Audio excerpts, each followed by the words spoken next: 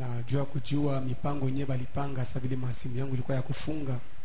m'a dit que par rapport aux églises, nous allons continuer, mais avec le respect strict des mesures barrières, c'est ça? Aliniambia sema kwa mambo inaangalia makanisa tutaendelea na kuabudu, lakini kuheshimia kabisa ile mipango njoo ya kuzuiza magonjwa yasitumbukizwe. Alors nous devons respecter cela. Tunapaswa kuheshimia ile. Nous allons amener nos masques. Tutaanza kuleta mamaske yetu. On va reprendre le lavage des mains. Tutaanzulula kule kunawa kwa mikono. C'est pour faire barrière à la propagation de la maladie. Je me moquais d'un ami, un pasteur. Il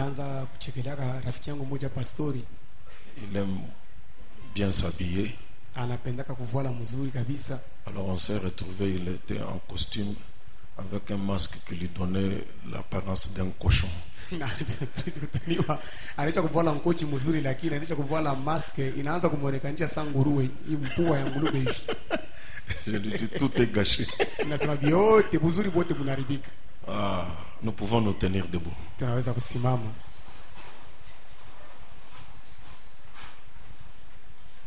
Nous allons lire dans 2 Samuel. Tutasoma katika Samueli wa pili au chapitre 11. Sura yake 11. Le 10e et 11e verset. Sura yake ya 10 na 11. 2 Samuel. Samuel wa pili. On en informa David et on lui dit, Uri n'est pas descendu dans sa maison. Et David dit à Uri, n'arrives-tu pas de voyage? Pourquoi n'es-tu pas descendu dans ta maison? Uri répondit à David, l'arche et Israël et Juda habitent sous des tentes. Mon seigneur Joab et les serviteurs de mon seigneur campent en rase campagne, et moi j'entrerai dans ma maison pour manger et boire et pour coucher avec ma femme. Aussi vrai que tu es vivant et que ton âme est vivante, je ne ferai point cela. Dieu notre Père, nous te remercions pour ce privilège que tu nous accordes, pour être réunis dans ta maison autour de la table du Seigneur. Seigneur, nous recommandons ce moment entre tes mains, comme ton serviteur te l'a demandé ici. Nous sommes venus pour toi, nous avons besoin de toi, nous avons besoin de t'entendre toi. Parle-nous parce que tu es la parole et vivifie l'écriture dans nos âmes. Sanctifie ton nom au milieu de nous en accomplissant des choses que tu avais dans ton programme, dans ta pensée avant la fondation du monde. Oint, Seigneur, ta parole au nom du Seigneur Jésus-Christ. Amen.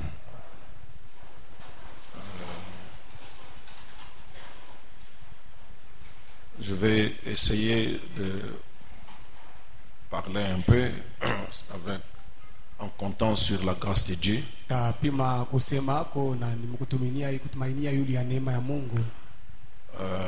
Avant de stopper, j'avais introduit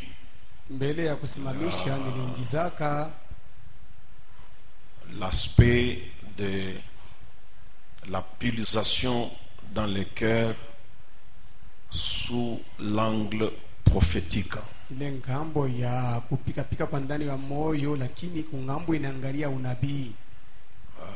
C'est ce que j'ai compensé.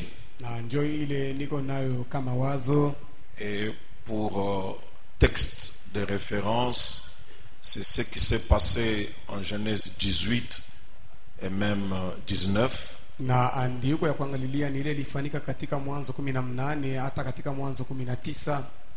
La descente de 3 anges qui ont visité Abraham et Lot.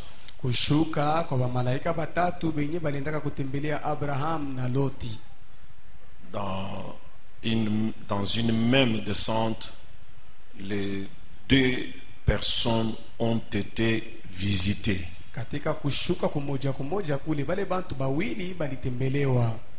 Frère Branham nous dit que les trois anges ont visité Abraham et deux sont descendus à Sodome et ont visité Lot. Na ndugu Branham anasema bale malaika tatu balimutembelea ka Ibrahimu na bawili baliendaka kushuka kutembelea Loti. Alors c'est l'attitude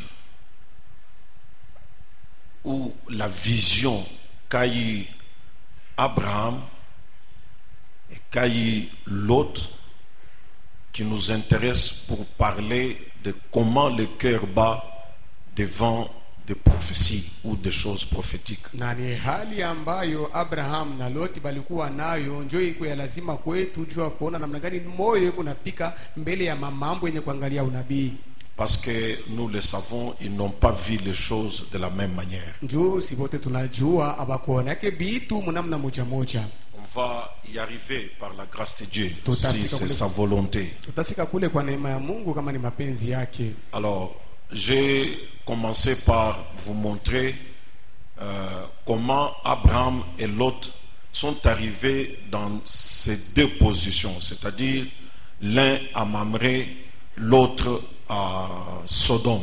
Na nilianzia hapo kumeonyesha namna gani Abraham na Lot walifika mwile nafasi mbili, ni kusema mmoja ku Mamre na mwingine ku Sodoma. Alors qu'ils sont parents Wakati ile boni banduku et ils avaient commencé la marche ensemble. na balianzaka safari pamoja. Abraham était appelé de Dieu. Abraham aliitwa na Mungu. Lot n'était pas appelé de Dieu. Lot yashikuitwe na Mungu. Mais Lot s'est greffé à l'appel d'Abraham et il est sorti avec Abraham. Lakini Lot alijiunga kumwito ya Abraham na akatoka pamoja na Abraham. Et il y a des gens qui ne sont pas appelés de Dieu, mais des gens qui se greffent à l'appel de quelqu'un d'autre. Kuko bantu bale abaitwe na Mungu, lakini ni bantu bale banenda tukulamata kumwito ya muntu mwingine. Il y a des gens pour une raison ou une autre, peut-être une raison de famille, une raison de moyens, ils se greffent à quelqu'un, ils commencent à aller adorer avec lui. Non pas qu'il croit, non pas qu'il est concerné dans une relation avec Dieu, mais un suiveur de mouvement. Kuna batu bengine babaitwe na Mungu, lakini kumambo inangara saa zingine jamaa au pesa banenda kuungana na mtu mmoja kwenda kuabudu naye. Haina sema ile mambo unabangalia, hapana. Il est vrai que Dieu dans cette génération, il est en train d'appeler l'épouse au travers de Malachie 4. Cela est vrai. Mais chacun, si il est membre de l'épouse, doit recevoir un appel particulier, personnel, venant de Dieu. Ni kweli Mungu wako naita watu Donc kupiga. on n'est pas dans un mouvement de masse, de foule. Hatuna mambo moja ya Tu kufuata. dois te rassurer que Dieu a traité avec toi quelque part un certain jour. Unapaswa kuwa na hakikisho ya kusema Mungu Est-ce que alitenda quelqu'un peut dire nawe amen? nafasi moja siku moja fulani. Si Dieu n'a jamais traité avec toi, tu es dans une mauvaise position. Kama Mungu asiyatendaka nawe uko katika hali ya mubaya.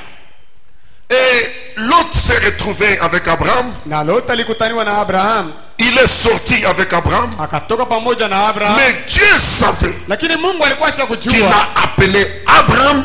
Il n'a pas appelé l'autre. ya kama alimuita Abraham asikumuite Lot. Dieu avait un programme avec Abraham. Mungu alikuwa na mpango pamoja na Abraham. Et le Dieu qui avait un programme avec Abraham, Na ule Mungu alikuwa na mpango na Abraham. il ne pouvait pas accomplir son programme, tous ses desseins avec Abraham, tant que Abraham était avec l'autre. Ndugu Abraham asema Mungu asikuwezi kutimiza vyote vile alipaswa kufanya na Abraham wakati yote Lot Donc alikuwa vous na Abraham. comprenez qu'il y a certaines présences qui sont obstacles ou qui sont freins à un programme divin sur toi. Mnajua kuna vizuizo vingine, mauwapo ya bantu bengine inakuwa sawa kizuizo. Il y a de mauvaises compagnies. Kuna bantu babaya kutembea nabo. Il y a des gens indésirables pour la marche chrétienne. Kuna bantu bale abapendezo njua safari ya Je Kikristo. dois savoir avec qui je m'associe. Mimi napasha kujua ni nani yule ninaungana Je naye. dois savoir avec qui je travaille. Mimi napasha kujua niko natumika na Je nani. dois savoir avec qui je marche. Napasha kujua niko natembea na nani. Quelqu'un quelque part peut devenir un frein, un retardement à un programme de Dieu avec moi. Mtu mwingine anaweza kuwa kizuizo au kuchelewishwa kwa mapango moja ya Mungu. Frère me dit que si je ne peux pas trouver de meilleurs amis, Ndugu mama anasema kama siwezi kupata marafiki wazuri, mieux vaut que je reste seul. ni mzuri nibaki peke yangu. Il y a néanmoins quelqu'un Lakini kuko mtu mmoja qui sera toujours fidèle à moi. kila mara atakuwa C'est le Seigneur Jésus-Christ. Bwana Yesu Donc Kristo. je peux me rassurer Naweza kujihakikishia que si je ne peux pas trouver un bon compagnon, kama siwezi kupata Jésus est mon compagnon. Yesu ni Et rafiki, d'ailleurs, lui seul me suffit. na yeye mwenyewe ananienea. Il a tout pour moi. Yeye ko biote, Mieux vaut l'avoir lui, ni mzuri kuwa naye lui seul, yeye peke yake, perdre tout le monde, kupoteza que bote d'avoir tout le monde baada ya kuwa na et le bote perdre lui. na kumpoteza C'est yeye. lui le meilleur ami. Yeye ndio J'aime la compagnie du Seigneur Jésus. napenda kusimama na Amen. Yesu. Il est l'or appliqué sur le bois de gopher.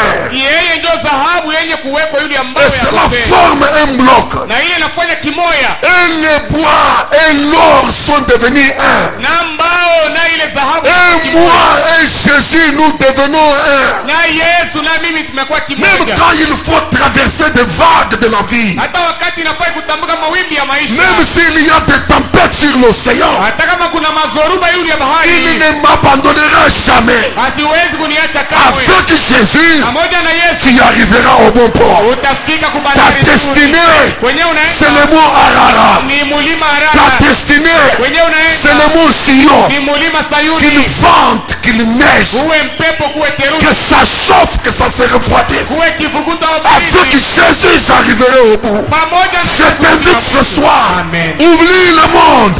Oublie les amis du monde. Rattache-toi à Christ. Tu arriveras au bon port. Sawa marafiki ba dunia na ambatana na Kristo utafika kwa bandari nzuri. Jamais tout seul. Hata mara moja peke, Jamais. hata mara moja, Jamais tout seul. hata mara moja peke yangu. Même la famille peut t'abandonner. Hata jamaa inaweza kukuacha, Mais Jésus, c'est l'ami fidèle. lakini Yesu ni Amen. Est-ce que quelqu'un peut mwaminifu. dire Amen? Amen.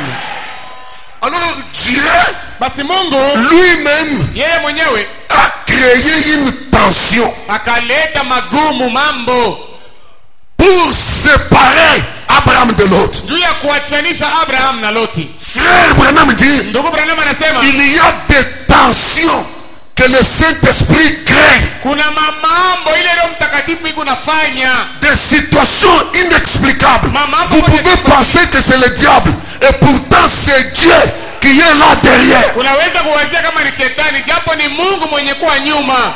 Dieu exige une séparation totale d'avec l'incrédulité. Mungu analazimisha kuachana kabisa kabisa na kutokuamini, Les coups de séparation sont durs, na vyenye ile watanisho naleta viko vya mais Mungu, cependant Dieu exige cela. japo ni Mungu ako mule ndani. Oui, Dieu lui-même. Mungu yeye mwenyewe, Dieu lui-même. Mungu mwenyewe Il faut être spirituel et surveiller le mouvement de l'esprit. inafai kuwa wa kiroho na kuangarishisha namna roho iko natenda. C'est cela, cette tension qu'il y a eu entre serviteurs, qui a amené à la séparation Lot d'avec son oncle Abraham. Na mambo ile ilikuwa katika watumishi ndio ilifikisha kuachana kwa Loti na Alors, nous muyomba nous wake Abraham. retardons un tout petit peu sur cette séparation Hivi basi tuona kawia kwa kidogo yule avant d'aller kutoka vers notre thème. mbele ya kwenda kwa chishina chetu. Nous voyons que, Tunaona kama je vais lire directement ce que le prophète dit ici, dans Jéhovah Jireh, du 24 février 56, au paragraphe 32, et je vais aussi prendre Jéhovah Jireh, du 9 mars 57, au paragraphe 33. Je vais lire les deux endroits. Il parle d'une même scène. Alors, faites un peu attention. dans Jéhovah Jireh du 24 février 56.32, Frère Branham dit, Ndugu Branham anasema Lot, évidemment, comme il était mondain, Loti ya kweli sawa vile Loti alikuwa wa kidunia, comme il était mondain, sawa vile alikuwa wa kidunia, il a regardé aliangalia vers les plaines bien arrosées de Sodome et Gomorre, kubiwanza vyenye kumimiwa maji vizuri kabisa vya Kusodoma na Gomora, et il y est allé. na akaenda kule. Je répète mes frères, c'est très important. Narudia mbandugu, ni Comme il était mondain, sawa vile alikuwa wa kidunia, il a regardé vers les plaines bien arrosées de Sodome et Gomorre, il y est allé. akaangalia biwanza vyenye kumimiwa maji mzuri vya Sodoma na Gomora, na akaenda kule. Mondain. Wa dunia. Donc comme il était un homme du monde, Sawa vile alikuwa ni muntu wa dunia, son choix uchaguzi wake est allé vers les plaines bien arrosées. ilienda kubiwanza vyenye kumimiwa maji mzuri. Et pourtant, les plaines bien arrosées ne sont pas une mauvaise chose. Japo biwanza vyenye kuwa na maji mzuri haina vitu vibaya. On y fait une bonne agriculture, on y fait de bons champs. Mtafanya mashamba ya mzuri kabisa mule. On peut se nourrir, on va nourrir les bêtes. Unaweza kula na kulisha wanyama. Mais Branham dit, comme il était mondain, Na Branham anasema saa vile yeye c'est alikuwa pourquoi Mungu il a wa dunia. opéré ces choses-là. Jo kwa maana alifanya ile uchaguzi ile. Dans le deuxième message, Branham dit, Branham anasema Dieu a dit à Abraham, Mungu alimwambia Abraham. il a dit, maintenant que tu t'es séparé de l'autre, il finit par la phrase. Anasema sasa hivi unachana na Loti, ashimalize kusema. Écoutez, Sikie, Dieu dit à Abraham, Mungu akamwambia Abraham, il a fait un mauvais choix. Loti anafanya kuchakula kubaya. L'autre a fait un mauvais choix. Loti anafanya uchaguzi mubaya. À Sodome, Kusodoma tous les champs étaient arrosés. mashamba yote ilikuwa yenye kumimiwa maji. Il y avait de grandes villes bien construites. Kulikuwa matauni ya mzuri mnene yenye kujengwa mzuri. Il a regardé là où il était avec Abraham. Aliangalia penye palikuwa na Abraham, C'était un désert. ilikuwa ni jangwa. Il a tourné le regard vers Sodome. Aliangalia- Il a vu des champs bien arrosés. akaangalia Kusodoma na kuona mashamba yenye kumimiwa maji mzuri, La garantie de la survie. na ile kusema hakikisho ataishi tena. Il a vu des bâtisses très bien faites. Aliona manyumba yenye kujengwa mzuri, Il a vu des conditions stables, aliona mahali ya kuishi ya mzuri, propres et meilleures. safi na ya mzuri zaidi. Et Dieu dit, Na Mungu akasema il fit un mauvais choix. alifanya uchaguzi mubaya. Et comme il était mondain, Na sawa vile Loti alikuwa mtu wa dunia, il fit ce choix-là. akafanya ile uchaguzi ile. Il a regardé ce qui le frappait dans les yeux. Aliangalia ile ilikuwa inaonekana kwa macho yake. Il a regardé avec le sens intellectuel. Aliangalia na mania ya akili yake. Et comme il était mondain, Sawa vile alikuwa mtu wa dunia. excusez-moi si je peux faire un commentaire là-dessus. Ça veut dire, un chrétien ne ferait pas un tel choix. Maana yake ni kusema Mkristo hasiwezi kuchakula vile. Et Abraham, l'homme spirituel, Na Abraham mtu wa kiroho qui savait qu'il n'y avait qu'un côté qui était meilleur meilleur à l'œil nu. alikuwa kujua kama kuna ngambo moja ilikuwa ya mzuri kabisa kwa Il n'a macho. pas voulu opérer le premier le choix. Asikupende yeye achakule wa kwanza, Mais il demande à l'autre d'opérer le choix. akamlomba Loti yeye achakule. Il savait qu'il n'y avait qu'un seul côté qui était meilleur physiquement et naturellement. Alijua sema kulikuwa ngambo moja ilikuwa ya mzuri mkimwili. Et comme l'autre était mondain, Sawa vile Loti alikuwa mtu wa dunia. supportez-moi de le répéter, comme il était mondain, Munirehemu kuisema mara nyingine, sawa vile alikuwa mtu wa dunia. il fit un mauvais choix. Akafanya uchaguzi mubaya. Et pourtant, Japo n'importe qui de parmi nous serait tenté de faire le même choix que l'autre. muntu wote katikati yetu aliweza kujaribiwa kuchakula mpaka sasa vile Loti alifanya.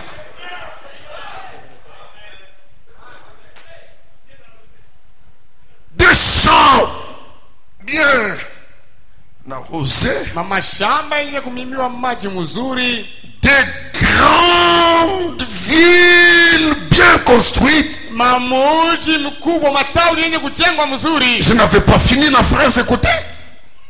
Il y avait des grandes villes bien construites, Kulikuwa miji yenye kujengwa mzuri, pleines de péchés.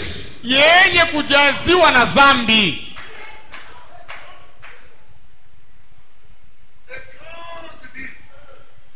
Matauni mkubwa yenye kujengwa mzuri,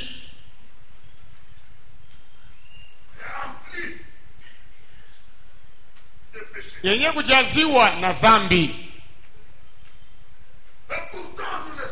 Japo tunajua S'il y a eu quelque chose qui a séparé l'homme de Dieu, kama kulikuwa kitu yenye kilitenganisha mtu na Mungu, c'est le péché. ni dhambi. Amen. C'est depuis le jardin d'Éden. Nitokea bustani la Edeni. Branham dit, Branham anasema le péché a créé un abîme dhambi profond qui a séparé l'homme de son créateur. dhambi ilifanya shimu moja mrefu kabisa ilitenganisha mtu na muumbaji. Derrière les champs bien arrosés, Nyuma ya mashamba yenye kumimiwa maji mzuri, derrière de meilleures constructions, nyuma ya ile majengo mazuri kabisa, il y avait une chose que l'œil naturel de l'autre n'avait jamais vu. kulikuwa kitu kimoja ambayo licho ya kimwili ya Loti haikuonake. C'était quoi? Ilikuwa ni nini? Le péché. Dhambi. En d'autres termes, Namna nyingine, l'autre lui-même Loti yeye mwenyewe a montré ses origines. alionyesha kwenye alitokea. Il n'avait pas une relation directe avec le Créateur. Asikukuwa na uhusiano ya mara moja na muumbaji wake. La profondeur appelle la profondeur. Upana iko naita upana ingine. On ne peut pas empêcher un cochon d'être cochon. Hatuwezi kuzuiza nguruwe kwa nguruwe. On ne peut pas demander à un cochon de devenir propre. Hatuwezi kulomba nguruwe awe safi. Même si tu le laves, Hata kama unamnawisha, même si tu le places sur un fauteuil, hata kama unamweka yule ya kichi, il est cochon. yeye ni nguruwe. Lorsqu'il agira selon la nature de son cœur, Wakati atatenda kufuatana na asili ya moyo wake, il ira vers la boue. C'est quand il est dans la boue ni wakati qu'il est chez lui. njoo iko kwake sasa. Amen. Comme il était mondain. Sawa vile alikuwa mtu wa dunia. Pasteur, donc qu'est-ce que ça veut dire? Pastori, maana yake ni kusema nini? Ça veut dire ce que Branham dit là. Ni kusema vile Branham anasema. Comme il était mondain. Sawa vile alikuwa wa kidunia. Et Branham dit, Na Branham anasema il fit un mauvais choix. Qui a dit ça? Dieu. akafanya uchaguzi mubaya, na ule alisema vile ni nani? Mungu. Nous qui venons des dénominations, ce que j'ai dit là, je lis là, vous allez lire tous les livres de Genèse, vous ne le verrez pas. Sisi wenyewe kutoka mu madhehebu hili nasema C'est ça la différence. ndio achanisho ile. Nous sommes assis au pied d'un prophète. Sisi tumekala kumikuru ya nabii. Et le prophète qui quitte la dimension des hommes. na nabii anatoka mwatua ya batu Il monte plus haut que l'église. anapanda yule kabisa kushindia Il kanisa capte la pensée de Dieu. anashika wazo la Mungu. Donc Dieu a ramené Branham à ce temps-là. Mungu alimpeleka mwile wakati Il lui a montré les choses qui se sont passées dans le cœur des hommes. akamuonesha vitu vile vilitendeka mumioyo ya batu. Il lui a montré de profondeur. Alimuonesha makilindi maupana. Et l'autre fit un mauvais choix. Na lote alifanya uchaguzi mubaya. Alors, pour un petit temps, sasa juu ya wakati kidogo, je voudrais vous montrer par William Branham napenda kumionesha kupitia William Branham qu'il y a une relation ya kama kuna uhusiano entre les champs bien arrosés, les villes bien construites et le péché. Les deux marchent toujours et toujours ensemble. Kuna mapatano katikati ya mashamba yenye kumimiwa mzuri, mamuji yenye kujengwa mzuri, pamoja na zambi. Biku natembeaka vyote paka pamoja.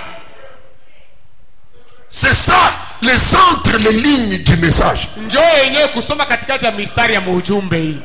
Ce n'est pas inventer des choses que Branham n'a pas dit. Il y a les entre les lignes. Amen. Amen. Ça va? Non, j'aimerais savoir que ça va. Au balcon, ça va? Non, ne commencez pas à me vomir, je suis votre pasteur. Ça va? On peut y aller? Dans un premier temps, pour un petit temps juste, je soulève une question. Y a-t-il une relation entre les villes bien construites et les péchés? Mais je vais répondre par Branham. Dans le message, un son confus du 15 mars 61 au paragraphe 2 et 3, Branham dit: je vous assure, je crois que le péché voyage naturellement. Zambi inekalaka na safiri hivi mkiasili. Iko natembea. Zambi inatembeaka. Haina paka mwe bantu ndio mnakalaka na safiri. Zambi na yo inakalaka na safiri. Je vous assure, je crois que le péché voyage naturellement. Eh bien, il se déplace toujours. Et il s'est déplacé avec la civilisation.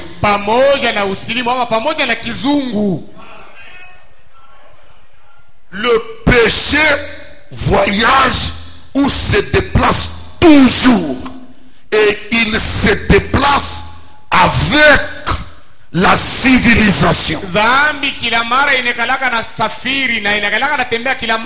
péché vient toujours par la civilisation.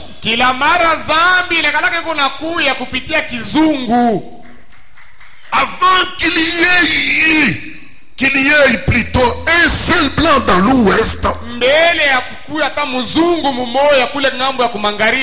quand il n'y avait que les Indiens, il n'y avait pas de péché.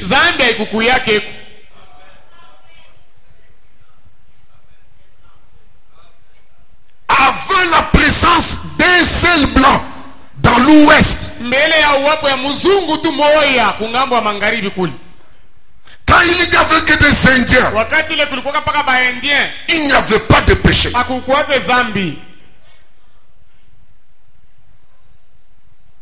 Et vous voyez ce que ça signifie quand la peau blanche arrive. Et pourtant, tout le monde désire que l'homme blanc arrive. Il y a même des gens qui prient pour que l'homme blanc arrive.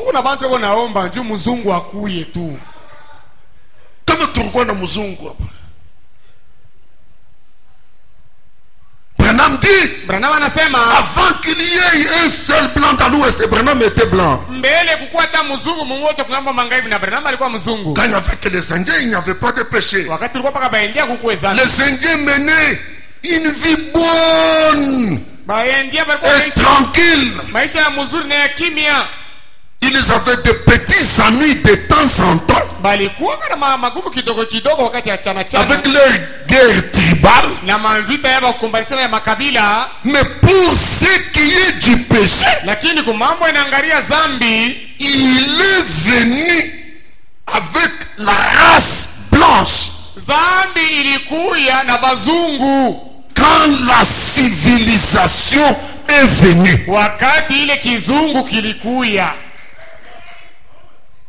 l'Indien s'est lancé dans les femmes, choses qu'il ne connaissait pas, qu'il ne faisait pas avant l'arrivée de l'homme blanc avec sa civilisation.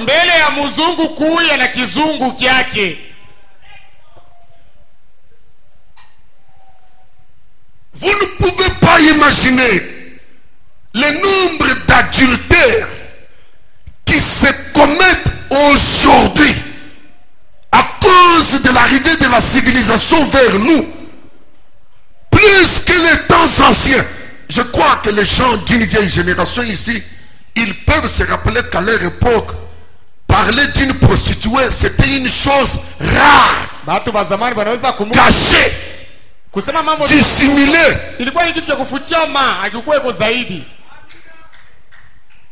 Papa pouvait faire des détours pour que les enfants ne sachent pas qu'il est en train de sortir. Mais aujourd'hui, la civilisation est venue, le péché est ramené et à la portée de tout le monde. La pudeur n'existe plus. Il n'y a plus rien comme mœurs. On parle du péché d'une manière vulgaire. C'est dans toutes les maisons, sous chaque main. La civilisation y a amené la souillure. Et l'autre, comme il était un mondain, c'est ça le choix qu'il fit.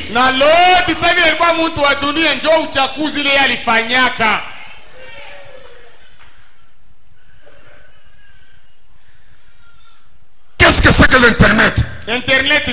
La civilisation.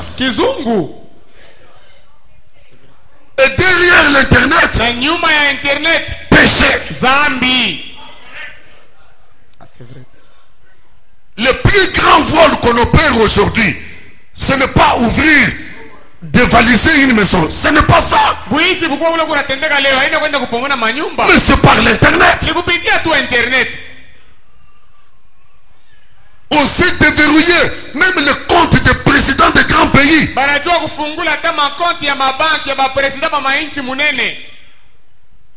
Prenez-moi dit, l'Indien s'est lancé dans les femmes, le whisky, les jets d'argent et le meurtre.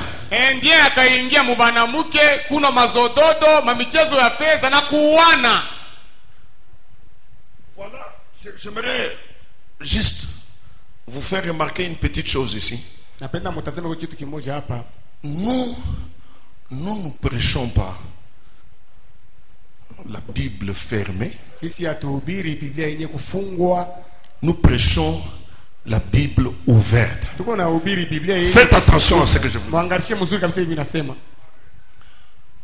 C'est anormal qu'un homme vienne à ce message et prétende être croyant du message, mais défendant des positions se référant à sa compréhension de la Bible, au lieu de se référer à la Bible ouverte.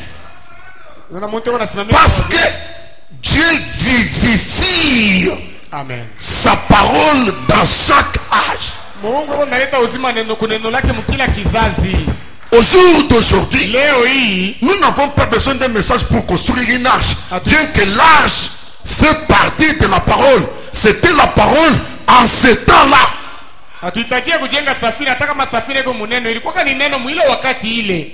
Le prédicateur de l'arche, Le prophète qui a prêché l'arche, il a bu du vin, il était devenu ivre. Je ne peux pas prendre ce verset-là et le ramener ici et dire que c'est la parole de Dieu. Je ne sais pas si j'ai de croyance ce soir. Au jour d'aujourd'hui, le Noé d'aujourd'hui, le Saint-Esprit dit, ne bois pas, ne fume pas, ne suis pas ton corps de n'importe quelle manière. Quand nous parlons de la parole, nous n'allons pas prendre Noé ivre, mais nous allons prendre Branham et nous sanctifier. La parole aujourd'hui, c'est ne bois pas, Amen. ne fume pas, Amen. ne suis pas ton corps. Je ne sais pas si vous me saisissez. Il y a des prédicateurs rétrogrades qui ont sauté leur temps. Ils parlent de grâce plus. Ce sont des rétrogrades. Ils ne connaissent pas leur temps. On ne sait pas comment ils sont dans notre temps. Aujourd'hui, la Bible où nous lisons qu'il ne faut pas boire, il ne faut pas prendre du whisky. Le whisky, c'est le péché. Ce n'est pas un verset de la Bible, mais c'est la Bible révélée. Amen. Amen. Amen. Amen. Ça m'étonne. Quelqu'un dans ce message ici. Où est-ce que la Bible a défendu de s'enivrer? Ou plutôt, où est-ce que la Bible a défendu de boire? Je le regarde très bien. Je me demande qu'est-ce qu'il fait parmi nous. Et puis il dit, c'est la Bible. C'est la Bible. Et des gens à esprit faible, tous les buveurs d'alcool qui sont camouflés dans le message, c'est la Bible. C'est la Bible. Le prophète est la Bible à laquelle on ne peut ni ajouter ni retrancher.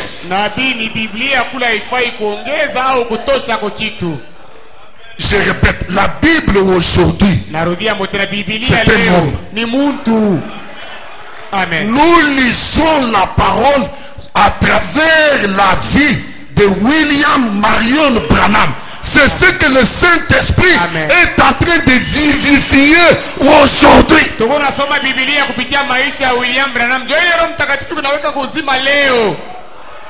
Aujourd'hui, un chrétien ne boit pas le whisky. Parce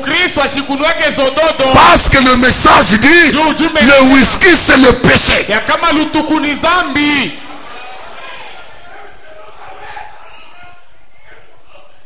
Même pas, il n'y a pas de problème de 1%, 1,5%. Il n'y en a pas.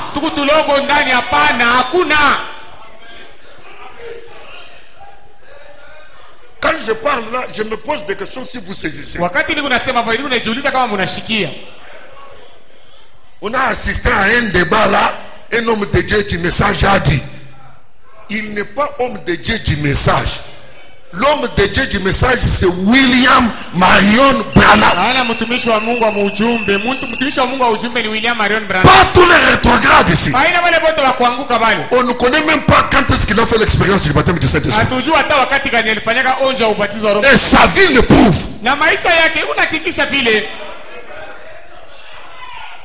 Amen. Donc c'est voter dans les femmes, d'après le message, d'après la Bible, c'est le péché. Le whisky, c'est le péché. Le meurtre, c'est le péché.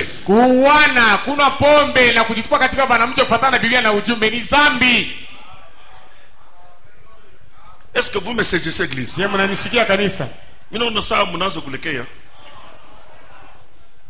Vous savez, Moïse a tué un Égyptien.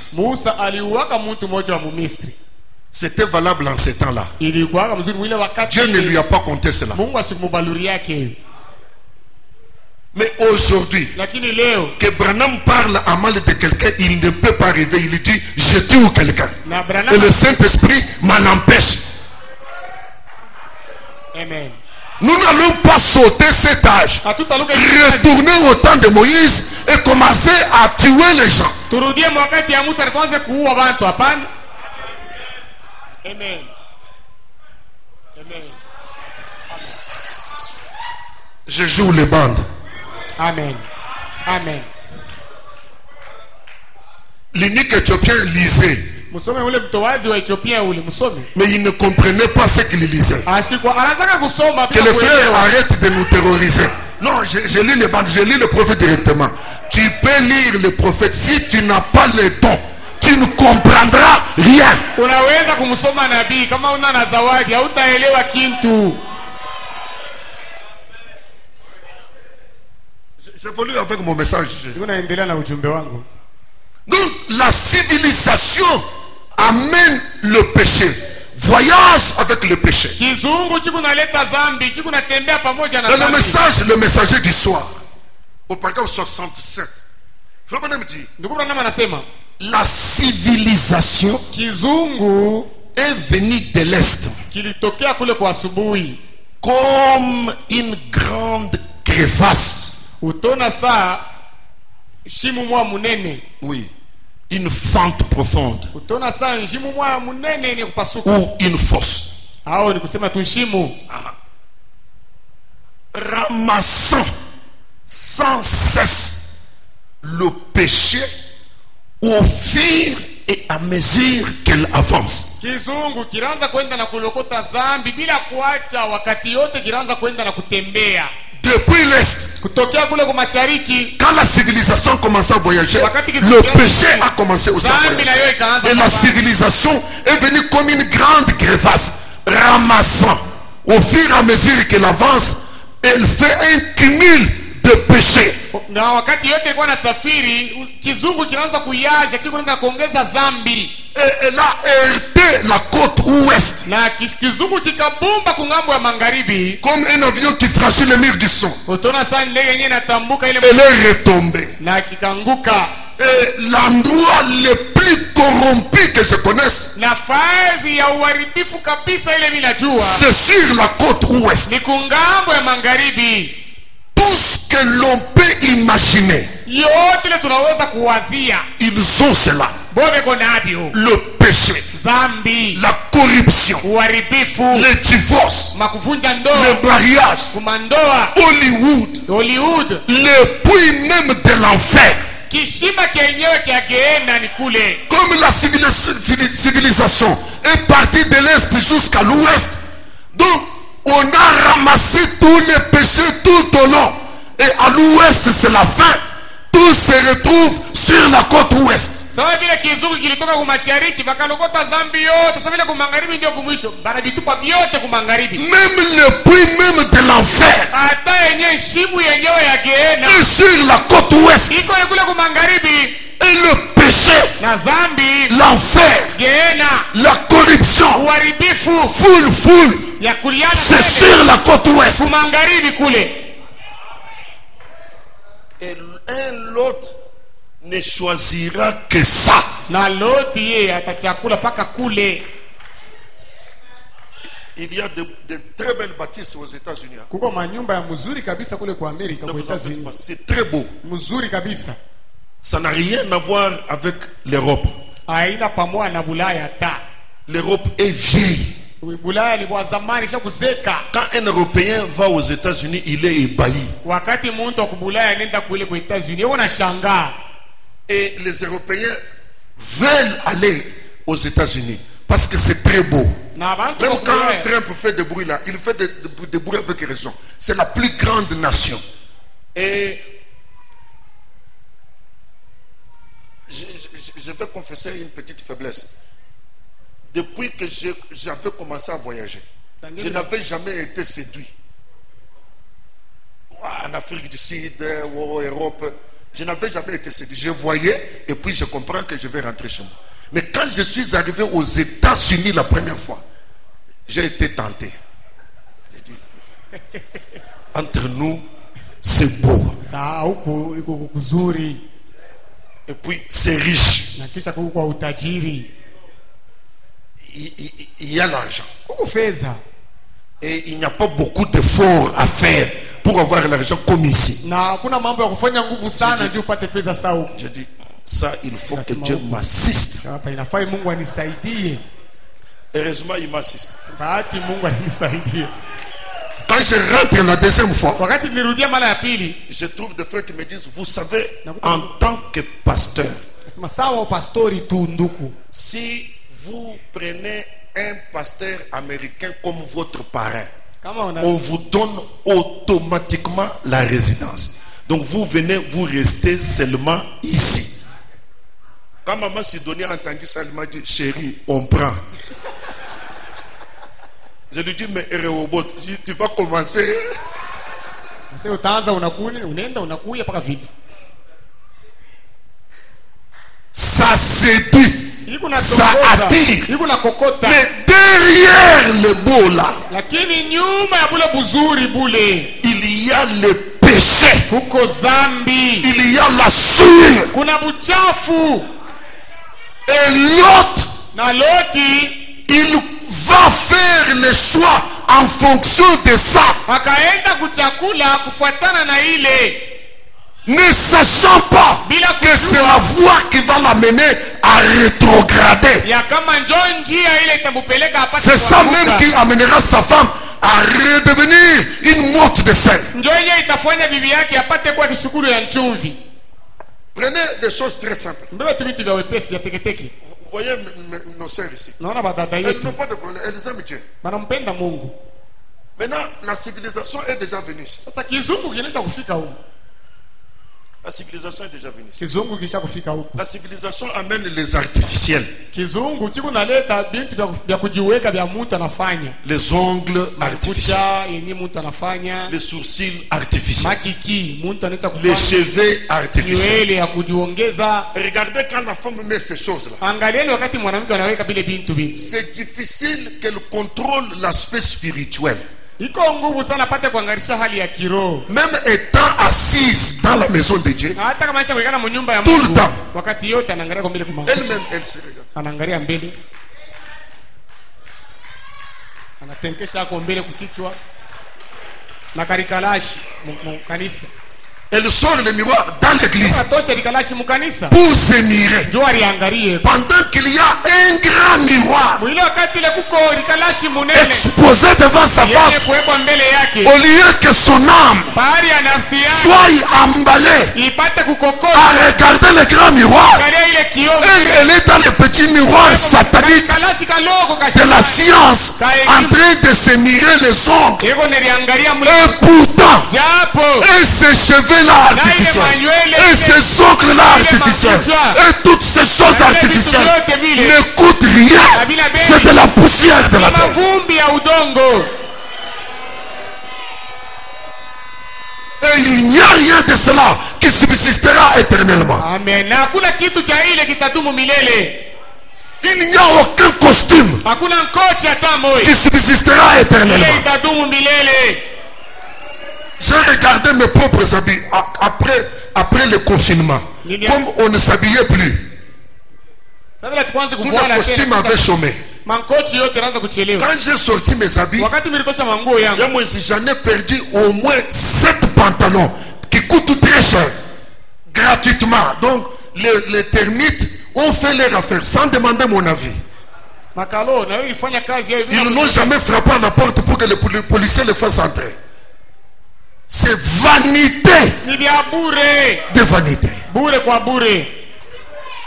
Et vous trouvez quelqu'un qui fait des AVC à cause de ces choses-là. Unakuta mtu anafanya na AVC kwa ajili ya vile bintu vile. J'ai perdu ceci. Oh, mimi napoteza vifulani. Mais il peut perdre Christ Lakini anaweza kumpoteza Kristo sans souci. bila huzuni hata. Le péché voyage avec la civilisation. C'est à cela que l'autre avait regardé. Iko na safiri pamoja na kizungu na nikule lote aliangalia. C'est à cela que l'autre avait regardé. Ndio ile lote aliangalia. Je dois avancer. Napenda kusonga mbele. Que le Saint-Esprit vous dise ce que je ne sais pas dire. Roho Mtakatifu niambie kwa vile mimi nashindwa kusema.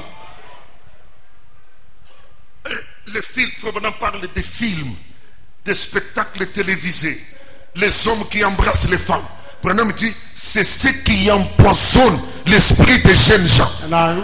C'est la civilisation qui amène ça. Dès que tu ouvres un peu, pouf, c'est un homme et une femme qui s'embrassent.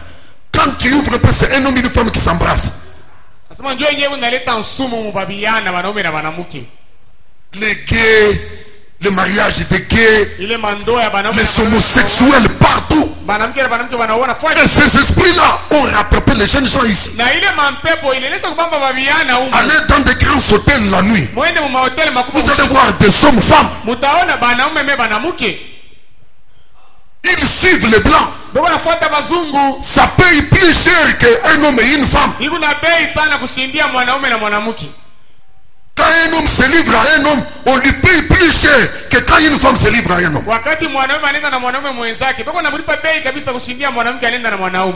C'est pourquoi nous, comme chrétiens, même quand la civilisation vient vers nous, notre cœur ne se repose pas sur la civilisation. Notre cœur repose en Christ. Physiquement, on est dans la civilisation. Je peux vivre avec des choses comme si je ne les ai pas. C'est pourquoi Job pouvait dire, est-ce que j'ai considéré mon or comme la base de ma confiance? Est-ce que j'ai considéré la quantité de mes biens comme le fondement de ma vie? Si j'ai fait cela, que Dieu me bénisse. Où était le cœur de Job? Il s'appuyait sur l'Éternel.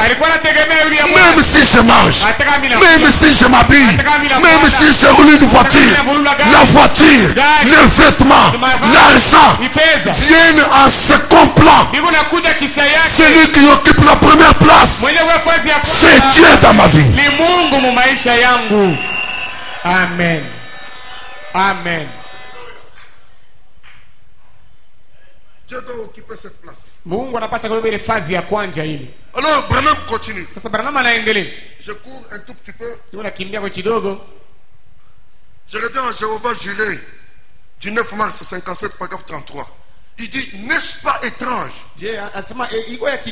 que Lot, se croyant tiède,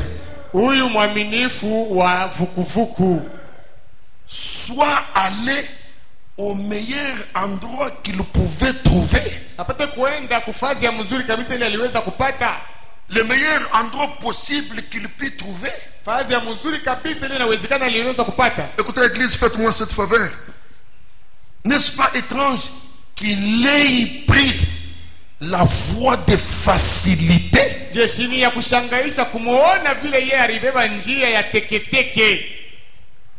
N'est-ce pas étrange que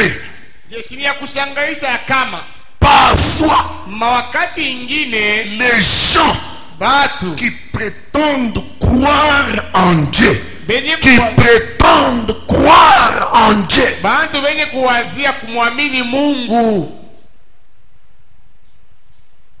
veulent suivre la voie de luxe. Ils veulent suivre la voie dépourvue d'épreuves.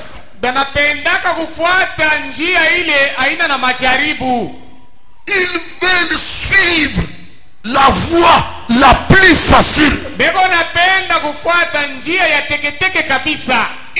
veulent suivre la voie dépourvue de persécution. Ils veulent suivre la voie de facilité.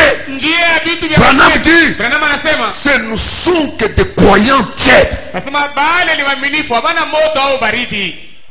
Et vous connaissez la position des croyants tièdes.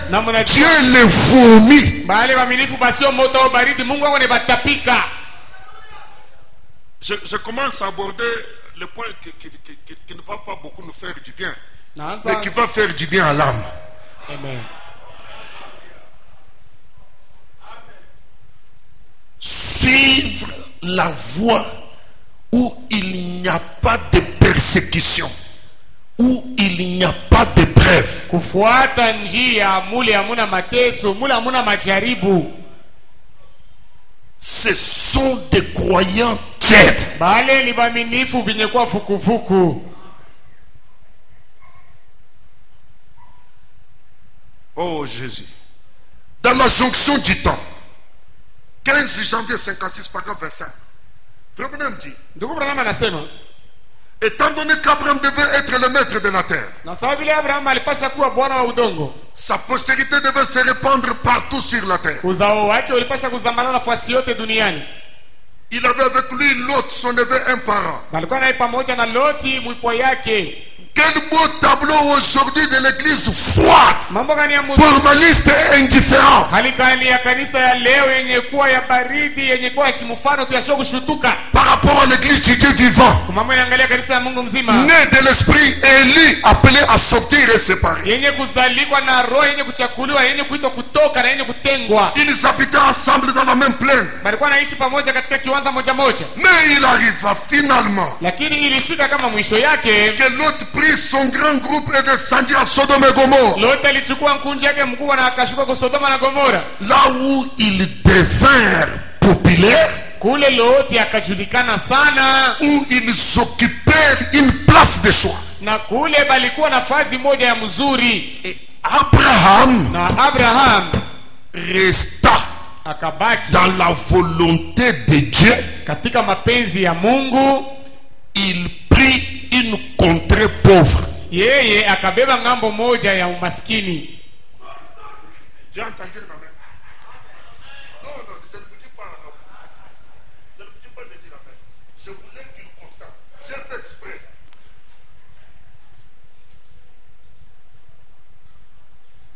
Abraham resta Abraham akabaki dans la volonté de Dieu. mu mapenzi ya Mungu.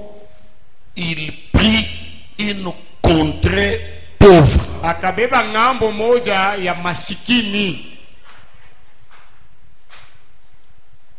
Sarah, sa belle femme, et Abraham demeurèrent dans une contrée pauvre du pays afin de pouvoir servir le Seigneur. Abraham bibi yake mzuri pamoja na Abraham wakaikala kungambo moja ya umaskini kabisa ya muinchi ili wapate kumtumikia Bwana.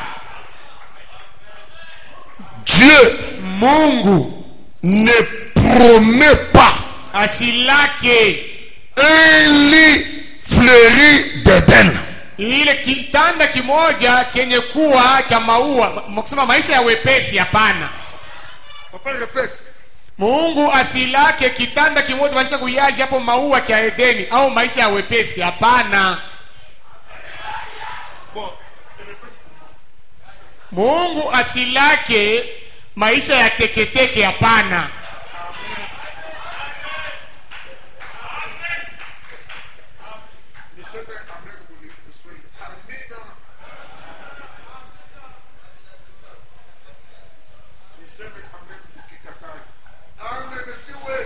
que je dise amen en Kikasai. Amen souhait.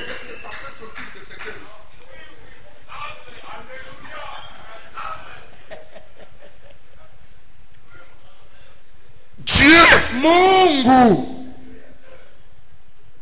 ne promet pas asilake un lit fleuri d'Éden. kitanda kama maua kia Edeni. Branham dit, Branham anasema ne trompez pas un chrétien. kasema mushimulande mukristu Et na ne déformez pas le message. na ujumbe hii mushigeuze kuiharibisha. Hapana, Ne déformez pas le message mushigeuze ujumbe en disant mukusema que tout ira très bien, ya kama vyote vitendeka mzuri kabisa, qu'il n'y aura rien qui vous nuira. ya kama hakutakuwa hata kitu kimoja kile kitaanza kukuuzi. Hapana. Dire qu'il n'y aura rien qui vous nuira, c'est déformer le message. Kusema ya kama hakutakuwa hata kitu kimoja kitaanza kukuuzi ni C'est kuharibisha tromper un chrétien. ile ni kumulanda Mkristo. Qu'il n'y aura rien qui vous nuira. Qu'il n'y aura pas de preuves. Ya kama Ni rien. hakutakuwa majaribu au kitu chochote. Branham dit c'est faux. Branham anasema ile ni bongo. Amen. Amen. J'aimerais parler à ces esprits, les esprits faibles qui sont ici. Napenda kusema kuima roho ya udhaifu yenye kuwa Si hapa. je vous dis Kama mimi namiambia que vous n'aurez pas des épreuves tout au long de votre parcours, ya kama c'est faux. kama mtakuwa na majaribu maisha À moins que yenu, vous ne soyez pas chrétien. isipokuwa kama una Mkristo. Amen. Amen. Un chemin facile sans épreuve Njia ya teketeke sio majaribu. n'existe pas dans les promesses de Dieu. N'existe pas chez les enfants de Dieu. Haikalake katika malako ya Mungu, haikalake katika watoto, katikati ya watoto ya Mungu. Amen. Michiaïch, c'est faux. Ni bongo. Comme l'a dit un poète, Vile poeti mwa alisema, dois-je être transporté au ciel sur un lit fleuri d'aisance, alors que les autres ont combattu pour gagner le prix et ont navigué sur des mers ensanglantées. sema je, mimi naweza kuchukuliwa kupelekwa mbinguni katika maisha ya wepesi wakati wengine walikombana na walitembea katika bahari ya damu? Certainement pas. Hakika hapana. Laissez-moi finir cette citation. Dieu, Mungu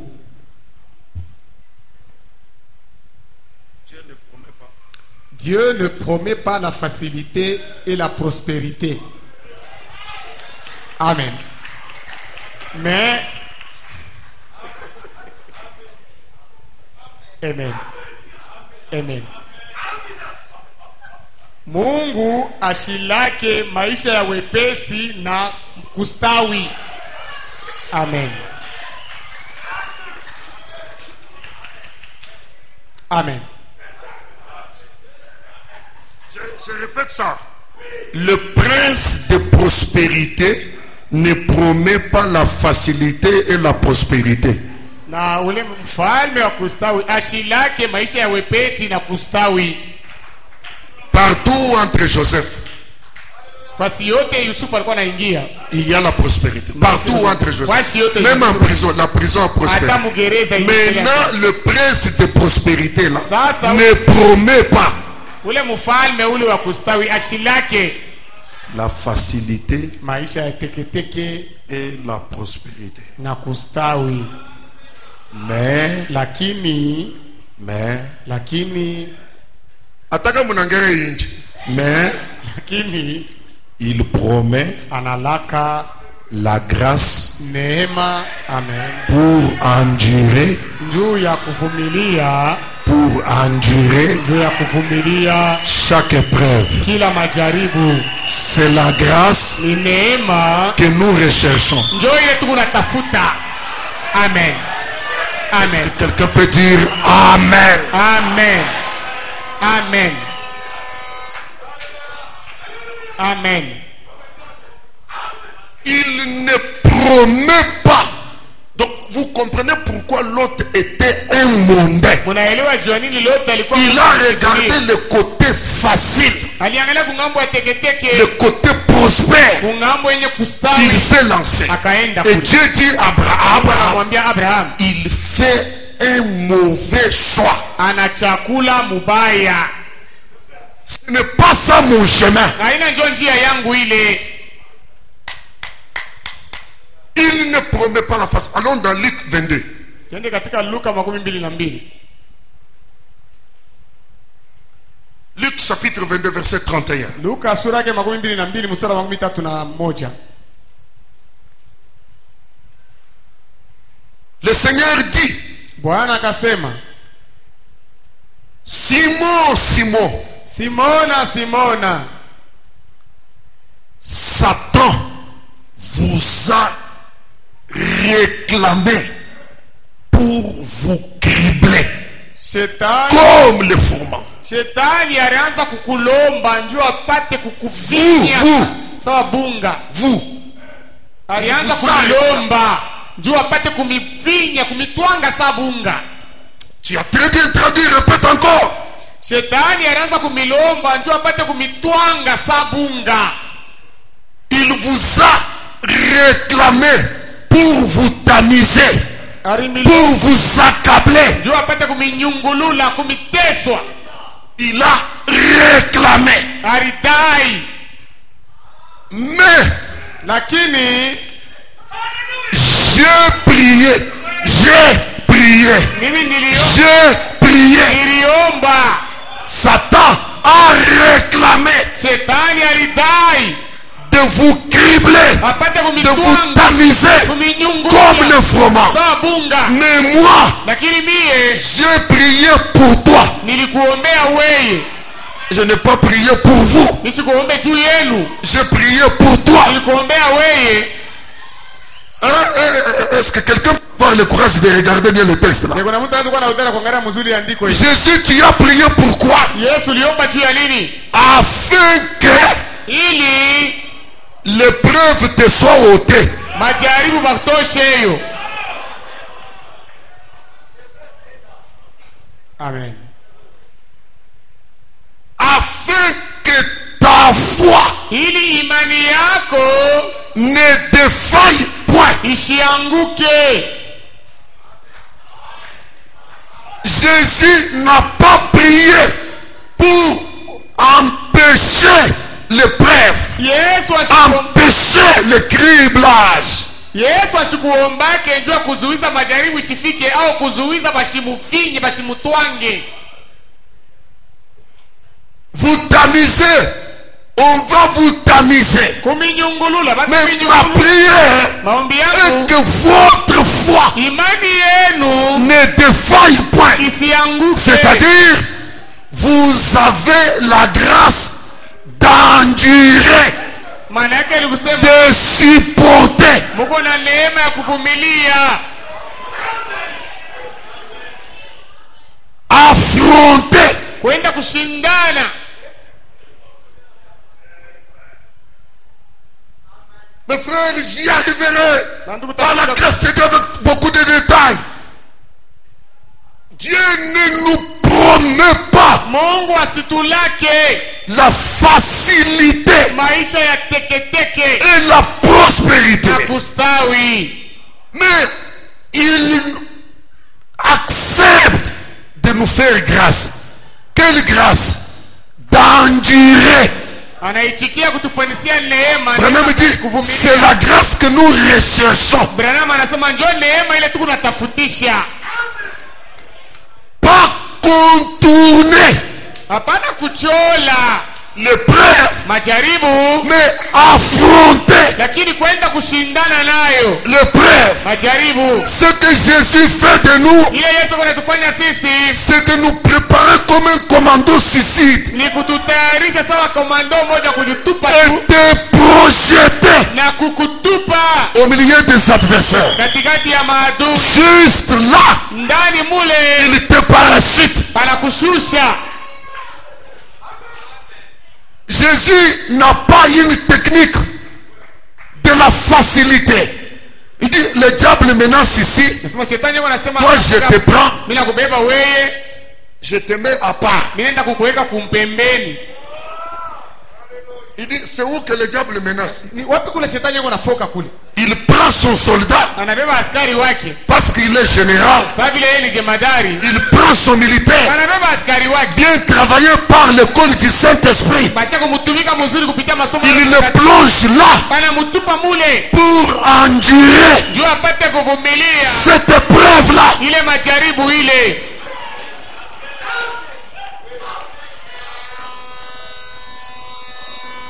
C'est pourquoi, Ndio kwa maana dans la vie d'un véritable chrétien, katika maisha ya Mkristo wa kweli, le texte de Job a une grande place. andiko ya Yobu kuna nafasi munene. L'homme né d'une femme, Mtu mwenye kuzaliwa na mwanamke, sa vie est courte maisha yake ni mfupi et sans cesse, na bila kuacha, sans cesse, kila wakati agité, iko na tenka. agité, Maisha yake iko na tenka. agité. Maisha yake iko na tenka. Je te dis ce soir, Kwambia hii magharibi, pleurer kulia ne signifie rien. hakuna na maana. Ce que Dieu promet, Ile Mungu c'est yanalaka de nous donner la ni grâce kutupatia neema pour ne pas faillir tu tusianguke dans les épreuves. katika majaribu.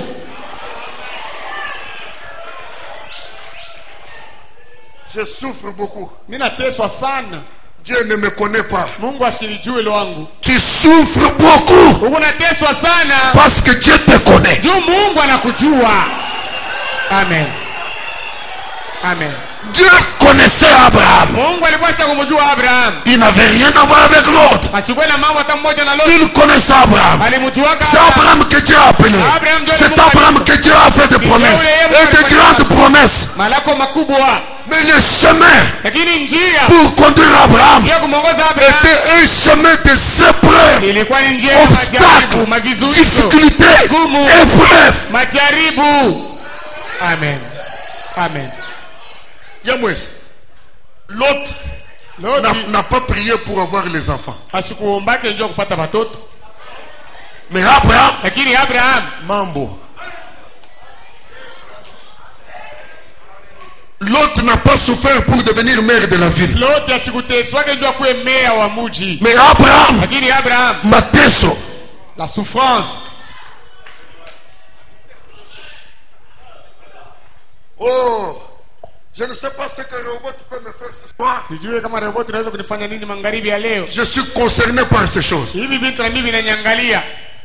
J'ai regardé toutes les larmes que j'ai fait couler dans ma vie. Niliangalia machozi yote niliteremshaka katika maisha yangu. J'ai commencé à comprendre quand Branham dit les épreuves sont une partie naturelle, normale de la vie chrétienne. Kaelewa Branham anasema majaribu ni kipande kimoja kenye kuwa kawaida ya maisha ya Kikristo. Ma vie comme chrétien, Maisha yangu sawa Mkristo c'est larmes ici, ni chozi huku un peu de sourire, na kicheko kidogo, une épreuve là-bas. majaribu moja pale. Quand je saute le soir, Wakati natoka mangani aluka le matin je suis au regret. asubuhi mimi naanza kuhuzunika. Une vie pleine d'épreuves. Maisha yenye kujaziwa na majaribu. Mais Dieu pourvoit à la grâce Lakini Mungu anatupatia neema de ne pas faillir. tusipate kuanguka.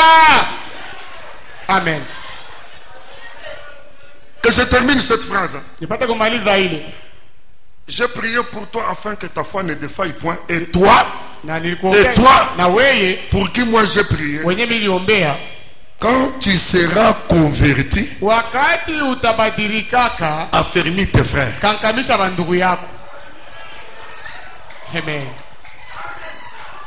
Je commence par le pasteur. Ninaanzia mbele na wewe mwenye pastori. Je te fais passer par là. Mimi nakupitisha kuile majaribu. Quand tu traverses, Sasa wakati unatambuka hayo, tu sais aider quelqu'un. unaweza kusaidia sasa, unajua kusaidia mtu mwingine. Amen. Quand toi tu seras converti, Wakati wewe utabadilika, j'aime le Seigneur. nampenda Bwana. Alors, dans le véritable saut de Pâques, au paragraphe 79, Branham dit, Branham anasema, lis ça.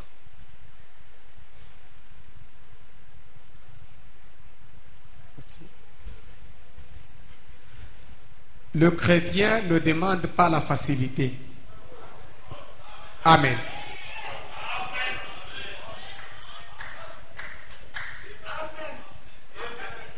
Amen. Répétons tous ensemble. Tuseme shebote pamoja. Le chrétien ne demande pas la facilité. Amen.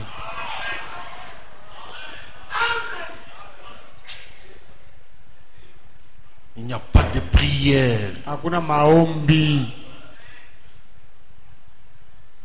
d'un chrétien ya Mukristo demandant la facilité. mwenye kulemba maisha ya teketeke. Parce que la promesse de la facilité n'existe pas. Njuma lako ya maisha ya teketeke aikalakeko. Amen. Dieu ne promet pas cela.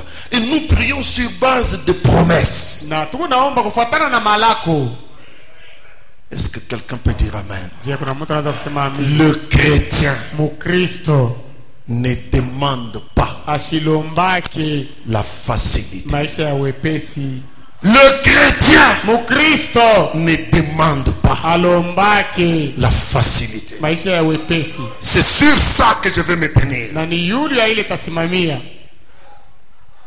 L'autre a cherché la voie facile. Lote alitafuta njia ya teketeke. Mais le chrétien Lakini Mukristo ne demande pas ashilombake la facilité. maisha ya teketeke. Et pour ce soir, Na juu ya magharibi ya leo je prends simplement Abraham na mubeba tu Abraham dans un autre tableau. katika mambo ingine Et je vais arrêter par là. na tasimamia pale. Nous sommes dans Genèse 23. Tuko katika Mwanzo 23. Le père de la foi, Baba wa imani Abraham, Abraham n'a pas demandé la facilité lorsqu'il y avait un seul coin asikulombeke maisha ya teketeke wakati kulikuwa ngambo moja tu qui présentait des facilités. ile ilikuwa naonekanisha maisha ya teketeke. Il n'a pas réclamé cela. Asikulombake ile Il a donné le privilège à l'autre. akamwatia fadhili Loti. C'est Abraham. Huyu Abraham Plus tard, kumbele la Bible dit, Biblia inasema la vie de Sarah fit de 127 ans. na maisha ya Sara ilikuwa ya miaka 127. Verset 2. Sara pili, Sarah mourut à Kirjat Arba, Sara akakufa ku Kirjat Arba qui est Hébron dans le pays de Canaan. yenye kuwa Hebroni katika nchi ya Kanana. Sarah est morte à Canaan, Na Sara alikufia ku Kanana dans la ville d'Hébron. katika mji wa Hebroni. Abraham vint pour mener deuil sur Sarah et pour la pleurer. Abraham akakuja kuweka kilio yule ya Sara na kumlia. Abraham s'éleva de devant son mort Na Abraham akalambuka mbele ya mfu wake et parla ainsi au fils de Heth: na akasema hivi na wana wa Eti, je suis étranger mimi niko mgeni Et habitant parmi vous. na mwenye kuikala katikati yenu. Donnez-moi la possession d'un sépulcre chez vous Munipatie kwa lupango moja ya kaburi kwenu. pour enterrer mon mort et l'ôter de devant moi. Nipate kuzika kwa umufu yangu huyu na Je suis étranger mimi niko mgeni Et habitant parmi vous. na mwenye kuikala katikati yenu. Nous sommes des étrangers Sisi tuko wageni Habitant dans le monde. wenye kuikala mdunia. nous venons de quelque part. Tunatokea fazi moja. Alléluia. Amen. Amen. Le fils de Heth Wana wa, répondit à Abraham en lui disant: wana wa Eti wakamujibu Abraham na kumwambia, écoute-nous mon Seigneur, utusikie bwana wetu. tu es un prince de Dieu au milieu de nous. Uko mfalme wa Mungu katikati yetu. Puis-je dire à quelqu'un ce soir, Nipata kukwambia mtu mmoja hii magharibi, bien qu'étranger dans ce monde, hata kama uko mgeni hii dunia, mais tu es lakini uko un prince de Dieu mtoto wa mfalme wa au Mungu milieu du monde. katikati ya watu wa dunia. Partout où tu vis, Fasi yote uko naishi, le monde n'est pas chez nous, dunia haina kwetu, mais sache que lakini jua ya kama tu es un prince de Dieu uko mtoto wa mfalme wa assis Mungu au milieu du monde. mwenye kuikala katikati ya watu wa dunia. Peut-être que tu t'ignores, Na zingine haudijue, peut-être que tu ne reconnais pas ce que tu na es, zingine hautambue kile uko, peut-être que tu es comme comme Gédéon, saa zingine usawa Gedeoni qui était un vaillant héros qui s'ignorait. kwa mshujaa vita mwenye kuasidi Ce soir, magharibi sache que jua ya kama tu es un prince de Dieu uko mtoto wa mfalme wa Mungu au milieu des païens. katikati ya mapagano. Tu peux te dire toi-même, Sababu unaweza kusema je suis un prince de Dieu niko mtoto wa mfalme wa Mungu assis à Lubumbashi. mwenye kuikala kulubumbu. Tu es un prince de Dieu Niko mtoto wa mfalme wa Mungu vivant en RDC. mwenye kuishi Mkongo. Quelle attitude devons-nous avoir? Ni hali gani tunapaswa kuwa nayo? Un prince Mtoto wa mfalme ne marche pas la tête courbée. atembeke kichwa kenye kuangalia chini. Un prince Mtoto wa mfalme ne reflète pas l'échec. asionekaniseke kushindwa.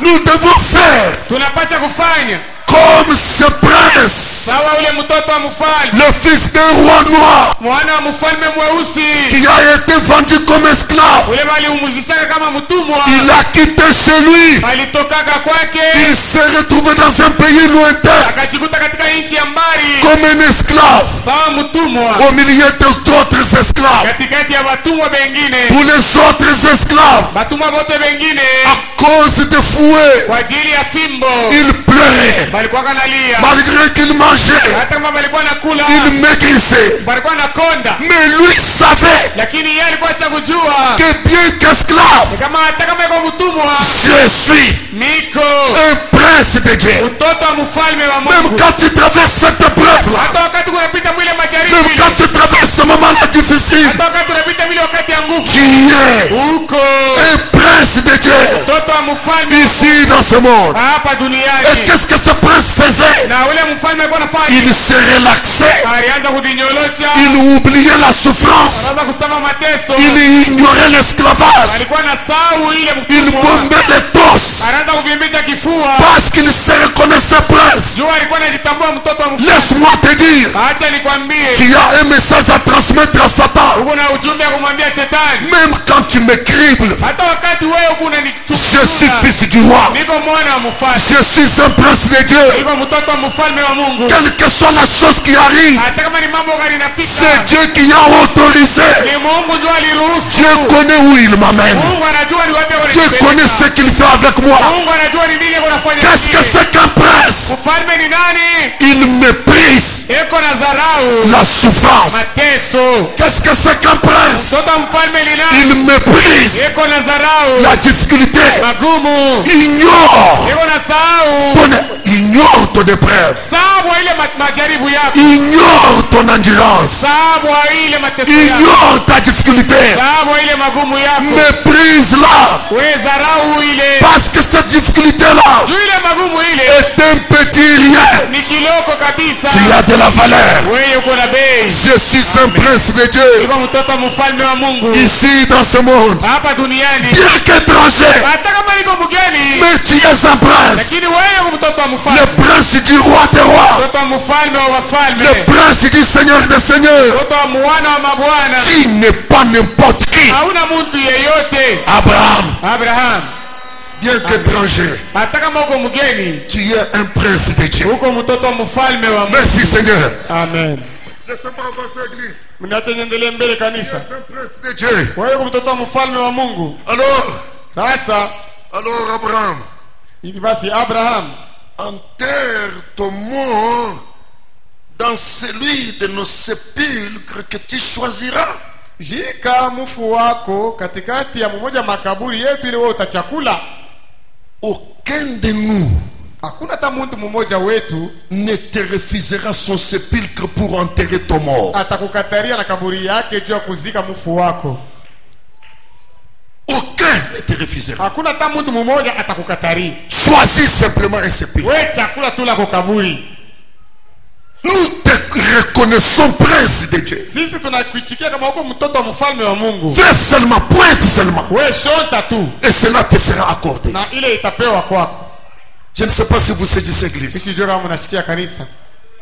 Abraham s'éleva Abraham akalamuka et se prosterna devant le peuple du pays, devant le fils de Heth. na inama mbele ya taifa la nchi na mbele ya wana wa Heti, Et il leur parla ainsi. na akasemezana nao hivi: Si vous permettez, kama mnaruhusu, que j'enterre mon mort nipate kuzika mufu wangu, et que je l'ôte de devant mes yeux. ili nipate kumutosha mbele ya macho yangu. Écoutez-moi Munisikie et priez pour moi, Ephron, fils de Zochar, na muniombee Efroni mwana wa Zosa de me céder la caverne de Macpéla qui lui appartient.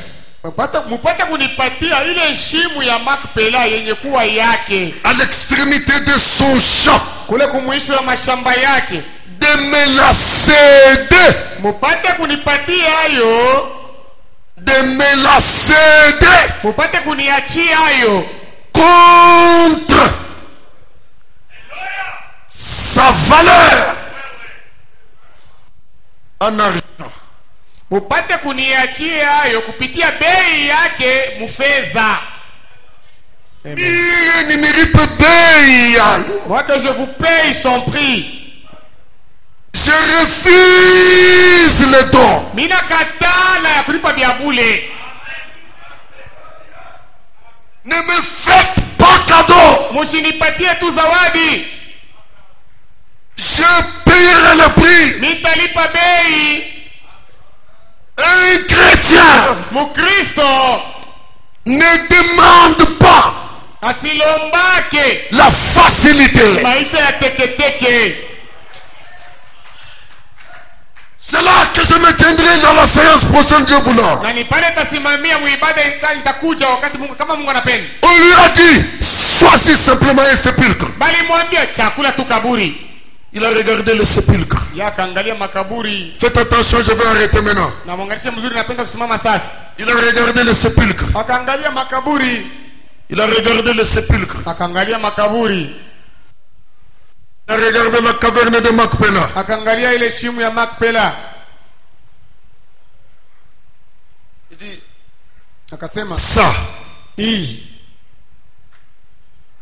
Mais il y avait beaucoup de sépulcres. Lakini kulikuwa makaburi mengi mule. Il y en avait trop. Ilikuwa ya mingi. Il ne prit pas tous les sépulcres. Asikubebake makaburi yote. Il visa la caverne de Macpéla. Yeye akachakula ile shimu ya Makpela. Je vais dans la Bible révélée. Na naenda katika Biblia yenye kufunuliwa. William Branham dit, William Branham anasema lorsque Elihu parlait à Job, wakati Elihu alikuwa anasemezana na Yobu, Job est en train de se plaindre, vous le savez. Yobu alikuwa analialia, mnajua. Il dit un arbre, quand on le coupe, il a de l'espérance, il va pousser. Anasema mti wakati wanaikata iko na tumaini itaota tena. Mais l'homme, quand il est éteint, Lakini wakati mtu anashimika, où est-il? iko wapi? Il n'y a pas d'espérance pour l'homme. Hakuna tumaini juu ya mtu. Et Elihu l'écoutait. Na Elihu alikuwa anamshikia. Elihu, dans sa réponse, il dit à Job, Elihu katika jibu yake akamwambia Yobu, tu enviais l'arbre. wewe ulitamania mchi. L'arbre n'a pas péché. Mchi haikufanye dhambi. La fleur n'a pas péché. Huwa haikufanye dhambi. C'est pour cela quand on la coupe, Ndio kwa maana wakati wanaikata elle repousse de nouveau. iko naota mara nyingine. Même quand la racine de l'arbre vieillit, Hata wakati mzizi ya mchi inazeka, lorsque la saison de la pluie vient, wakati ya mvua inafika, l'arbre fait repousser de nouvelles plantes. mchi iko natosha ile mamichi mupya. Mais l'homme a péché. Lakini mtu alifanya dhambi, Un jour vient, na siku moja iko nakuja, un jour est en route. siku moja iko njiani, Quelqu'un, un parent de l'homme viendra. na mzazi mmoja wa mtu atakuja, Il mettra une main sur l'homme pécheur ataweka mkono yule ya mtu mtenda dhambi, et une autre main sur Dieu saint en colère. na mkono ingine yule ya Mungu mtakatifu mwenye katika Et kasi, il jettera un pont. na atajenga kilalo. C'est en ce moment-là, c'est vraiment qui dit ça. Ile wakati Branham, C'est en ce moment-là ndio ile wakati ile que cet homme qui est coupé, huyu mtu mwenye kukatwa, que toi Job tu ne vois plus, huyu Yobu wewe umuone tena, cet homme qui n'a pas d'espérance de vie après la mort, huyu mtu ana tumaini ya kuishi tena kichalufu. lorsque son parent rédempteur viendra, Wakati baba yake mkombozi atakuja, il ressuscitera. ule mtu atafufuka, Il ne sera pas planté pour toujours. sitabakia mwenye kupandwa lote. Frère Branham dit, Ndugu Branham anasema quand Job a entendu ces paroles, wakati Yobu alisikia maneno ile, les éclairs ont commencé à défiler devant ses yeux. na umeme ikaanza kutembea mu macho Les yake, tonnerres ont commencé à gronder. ngurumo ikaanza kongoroma. Et Job a dit, Na Yobu alisema, je sais najua que mon rédempteur est vivant. kama mkombozi wangu ni mzima, Un jour, siku moja il viendra atakujaka sur cette terre. pa dunia hapa, Et na ma bézier, macho yangu, pas ceux d'un autre, hapana macho ya mtu mwingine, même si ma peau aura pourri, hata kama ngozi yangu itakuwa inaisha kuoza, mais mes yeux lakini macho yangu le verront. itamuona. Écoutez, Msikie Branham dit, Branham anasema c'est sous cette onction ni chini ya ile upako que Job s'est levé. Yobu alilamukaka, Il a commencé à faire des pas. akaanza kutembea tembea, Il a trouvé un endroit. akakuta fazi moja, Il dit, c'est ici akasema ni hapa qu'on m'enterrera. ndio watanishikaka. Et l'endroit que Job avait pointé Na fazi ile Yobu alishontaka pour sa sépulture, juu apate kumuzika, c'était à la caverne de Macpéla. ilikuwaka ni kuile shimu ya Makpela. Frère Branham dit, Ndugu Branham anasema longtemps avant qu'Abraham vienne, mbele zamani kabisa, mbele hapa kupate avant kuja, même qu'il y ait Noé, mbele kupate kuwa ta Noa, Job a existé. Yobu alikuwa kako, Et Job na Yobu a pointé son endroit de sépulture. alishontaka fazi yake ya kumshika. Lorsqu'il a écouté les paroles d'Élihu, Wakati alisikia maneno ya Eliu, il a pointé cet endroit. akashonta ile fazi. Des années après, Miaka ya mingi kisha Abraham vient, Abraham il akakuja, choisit un endroit. akasema chakula fazi, Il regarde la caverne de Macpéla. akaangalia shimu ya Makpela, Je vais. asema mimi nataka hii, C'est ici. ni hapa, Je paye le prix. nilipe bei, Je paye le prix. taripa bei. Frère Branham dit, Ndugu Branham anasema, et il a pris Sarah. nasema akamubeba Sara, Il l'a enterrée exactement au même endroit que Job. akamushika kabisa kabisa pa fazi moja moja sawa Yobu. Et quand Abraham lui-même mourut, Na wakati Abraham yeye alikufaka, on l'amena dans la même caverne. wakamupeleka paka mwile shimu moja moja. Quand Isaac, son fils, mourut, Wakati Isaka mwana wake alikufaka, il dit, laissez-moi reposer auprès de mon père. sema niache nyende nipumzike kumikuru ya baba yangu. On l'a amené dans la même caverne. Wakamupeleka paka mwile shimu moja moja. Jacob est allé mourir en Égypte. Yakobo alitaka kufia kule kumisri, Mais il dit à son fils, lakini akaambia mwana wake Joseph, jure-moi, Yusufu, unilapie ne m'enterrez pas ici. mushinishike humu mumisri, Ne m'enterrez pas dans le monde. musinishike mudunia, Je ne suis pas un mondain.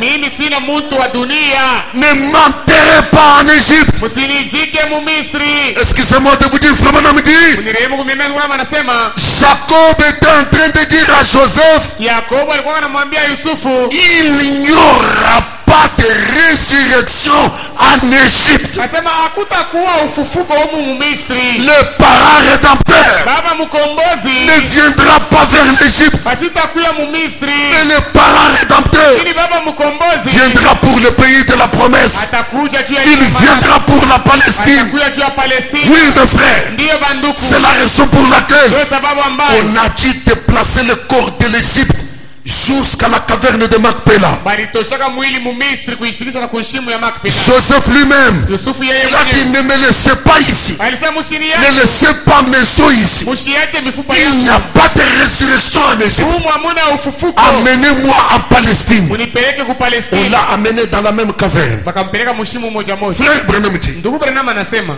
plus tard, kumbele ya maishiku, les parents rédempteurs, baba mkombozi le Seigneur Jésus Bwana Yesu est venu akakuja en Palestine. mu Palestina, Il il n'est pas allé mourir en Égypte, asikuendeke kufia mu Misri, mais il est mort en Palestine. lakini alikufa mu Palestina. Bien que Jésus est allé comme bébé en Égypte, Hata kama vile Yesu aliendaka sawa bebe mu la Misri, mort ne pouvait pas le trouver là. lufu alikuwezi kumkuta mule mu Misri. La mort devait le trouver en Palestine. Lufu lulipasha kumupata mu Palestina. Et quand on l'a, oh, il est mort. Na wakati alikufa, Frère Branham dit, ndugu Branham anasema il est allé récupérer tous ceux qui étaient dans la caverne de Macpéla, aliendaka kubeba wale bote walikuwa katika shimu ya Makpela dans le pays de la Palestine. katika nchi ya Palestina, Il est ressuscité avec eux. akafufuka pamoja nao, Il les a amenés dans la Nouvelle Jérusalem. kuwapeleka katika Yerusalemu mpya. Frère Branham dit, Ndugu Branham anasema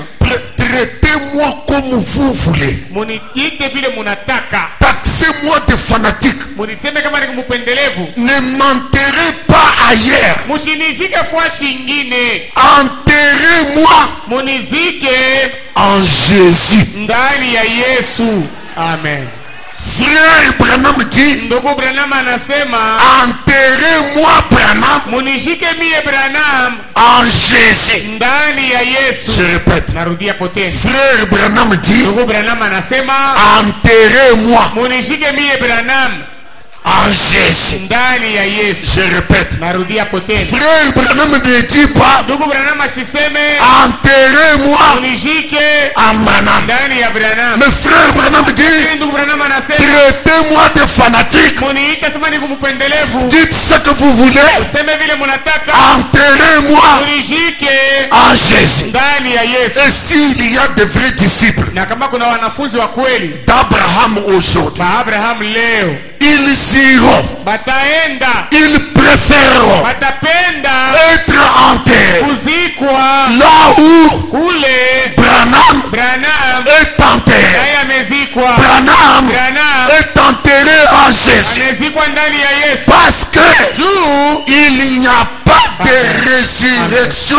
en dehors de Jésus. hakuna ufufuko nje ya Yesu. La résurrection Ufufuko est en Jésus. uko ni ndani ya Yesu. La résurrection Ufufuko est en Jésus. uko ndani ya Yesu. Je répète, la résurrection Rudia tena, est en Jésus. uko ndani ya Yesu. Branham Branham en Jésus. ndani ya Yesu, Moi niye en Jésus. ndani ya Yesu, Tout vrai chrétien Kristo wote en Jésus. ndani ya Yesu. Et nous pouvons jurer, Na tunaweza kulapa, ne m'enterrez pas ailleurs. musinizike fasi ingine, Ne m'amenez pas ailleurs. musinipeleke fasi ingine, Même s'il peut m'arriver hata kama inaweza kunifikia de faire un pas en Égypte. kufanya ko kwenda hatua Mais kidogo, ma place lakini fwashi yangu n'est pas en Égypte. haiko mu Misri. Enterrez-moi Munizike en Jésus. ndani ya Yesu. C'est selon notre prière ce soir. Ndio maombi yetu magharibi. Quelles que soient les choses qui arrivent, Seigneur. Hata kama ni mambo karibu nafika Bwana, Même s'il t'est arrivé de rétrograder. hata kama ilikufikia kuanguka, Que la mort ne t'attrape pas dans cette condition-là. lufu lisikubambe mwile hali ile. Gémissez,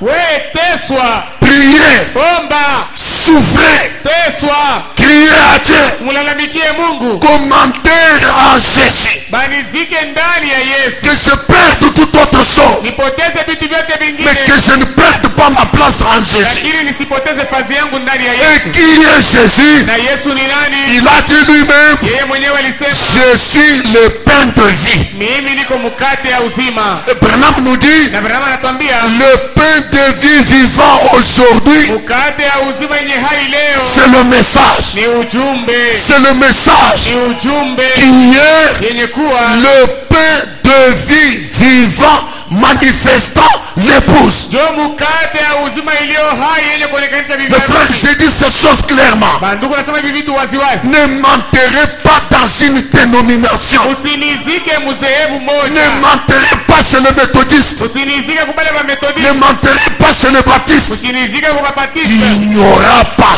Hakutakuwa de résurrection ufufuko chez les baptistes. kwa baptiste, Il n'y aura pas hakutakuya de résurrection ufufuko chez les Garangas. Magarenganza. La résurrection Ufufuko est en Jésus. uko ni ndani ya Et Yesu. Jésus, c'est le pain de vie. Et le pain de vie, c'est ce message. Et le message manifeste l'épouse. Niko naonekanisha bibi Mon harusi. frère bien-aimé, Ndugu mpendo, ma soeur bien-aimée, dada mpendo, que rien kusikue kitu ne vous éloigne kenye yenye kukupeleka mbali de ce précieux message. hii ujumbe ya Que damani rien kusikue ne kitu vous éloigne yenye kukupeleka du mbali pays de cette sceaux. nchi ya mihuri saba. Faites tout. Fanyeni yote Soyez enterrés. mupate kuzikwa, Passez votre temps mupitishe wakati dans yenu ce précieux message. hii ujumbe ya damani. Dites à l'épreuve, Mwambie ile majaribu, je suis le prince de Dieu mimi niko mtoto wa mfalme ici sur la terre. hapa pa dunia. Cette épreuve Ile jaribu ne t'exterminera pas. haitakumaliza. Chaque épreuve Kila jaribu a un début, iko na mwanzo a une fin. na iko na mwisho. Quelque part, Fasi tu moja la salueras utaanza comme kuilamkia le chef de corvée kama ile sifa vikongo dans la mer rouge. katika bahari moja. Tu la sueras, tu la salueras. Utaanza kuilamkia Tu seras en dehors de l'épreuve. naipepea rwambani. Dieu nous donne la grâce Mungu anatupatia neema d'endurer, ya de kuvumilia, traverser, kutambuka, de traverser. kutambuka. Au nom de Jésus-Christ, Jina la Yesu Kristo, traverser tambukeni. chaque épreuve. Amen. Endurer. Amen. Vous serez des vainqueurs. Amen. Mais ne perdez pas votre place Lakini musipoteze dans ce fasi précieux message. ya hii ujumbe ya Ne damani. m'enterrez pas ailleurs. Usinizike fasi Écoutez ingine. l'église, Sikieni kanisa, n'acceptez pas, mushichikie quelle que soit l'épreuve, hata kama ni majaribu kalinenipata, que vous alliez finir la vie dans une petite dénomination quelque part, mupate kwenda soit disant qu'il y a des prophéties. Il n'y a pas de résurrection en dehors de Jésus. hakuna ufufuko nje ya Yesu. Je Amen. répète, Jésus, Yesu c'est le pain de vie. ni mkate ya uzima. Et le pain de vie, Mkate ya uzima c'est le message. ni ujumbe. Nous mangeons Jésus Tuko na mukula Yesu, en écoutant Branham. kumusikia Branham. Nous mangeons Jésus. Tuko na kula Yesu, Nous réfléchissons Jésus. tuko na waza Nous Yesu, pensons Jésus. tuko na waza Yesu. Et la mort Na lufu ne nous engloutira pas. haitetumeza. En Jésus, Ndani ya il Yesu y a la puissance de vie. muna uwezo. Ce message que vous mangez, Ujumbe c'est le pain de vie. mkate ya Ce uzima. n'est pas le pain de la mort. C'est le pain de vie. Mkate ya uzima. Même s'il y a Hata la kama muko pourriture, kuoza, vous vivrez nini mutaishi de nouveau. mara ingine tena. C'est pour cela Najua kwa que amani je lis le texte de Uri. nilisoma andiko ya Uri. Frère Branham dit, Ndugu Branham anasema quand j'irai de l'autre côté, wakati mitaenda ile ngambo ingine, quand je serai entré au ciel, sasa wakati mitaingiaka kumbingu, j'irai auprès de Uri. mitaenda kumikulu ya karibu, Je lui serrerai la main tamulamukia Uria et kumkono je lui dirai, na mitamwambia ton témoignage sur la terre ushuhuda yako pa dunia m'a marqué, na ilinigusa kabisa, a eu une influence sur moi. ilikuwa na kusukuma kumoja hivi juu yangu. Quel était le témoignage de Uri? Ushuhuda ya Uria ilikuwa ni nini? Quand il a vu Wakati aliona que l'arche de l'éternel kama sanduku la agano la Bwana était au front, ilikuwa kumvita et l'arche de Dieu aujourd'hui, na sanduku ya Mungu leo, c'est ce précieux message. hii ujumbe ya damani. Uri a dit, Uria alisema l'arche de l'éternel sanduku la wa milele est au front. iko kumvita, Et tu me demandes à moi na wewe unanilomba mimi d'aller faire le plaisir niende du nikafurahi monde. na dunia. Que Dieu me garde. Mungu anizuize. C'est cela notre prière ce soir. Maombi yetu magharibi. Que Dieu me garde Mungu anichunge de ne pas me livrer au plaisir du monde. usinitolee kuile furaha ya dunia Tant que wakati yote l'arche de l'éternel ile sanduku la est milele au front. iko kumvita. Que Dieu te garde Mungu akuchunge de ne pas vendre ce message. usiuzishe hii Que ujumbe. Dieu te garde Mungu akuchunge de ne pas signer ce message. usichafue hii C'est la ujumbe. chose la plus précieuse. Ndio kitu ya damani kabisa. Siri, Kama Uria un prosélyte, yeye mproseliti, un gentil, mtu asiyekuamini sous le sang de bouquet de taureau, ya damu ya mambuzi na a ng'ombe donné de la considération alileta bei à l'arche. kusanduku la agano. Que dire de toi Akasema je juu sous yako le sang de l'expiation véritable, chini ya damu ya le ondoleo ya message du temps du soir? ujumbe wakati ya Tu magharibi. peux parler comme il dit. Unaweza kusema kama Que Uria, l'éternel me garde. wa milele anichunge, Que l'éternel te garde. wa milele Il akuchunge. n'y a pas plus précieux que ce message. Hakuna ya damani kabisa Il n'y kama a hii pas ujumbe. plus valeureux que ce message. Hakuna ya bei sawa. Ce message, Hii ujumbe c'est la perle de grand prix. ni lulu la bei C'est la kabisa. perle de grande Lulu valeur. la bei. Quel que soit Hata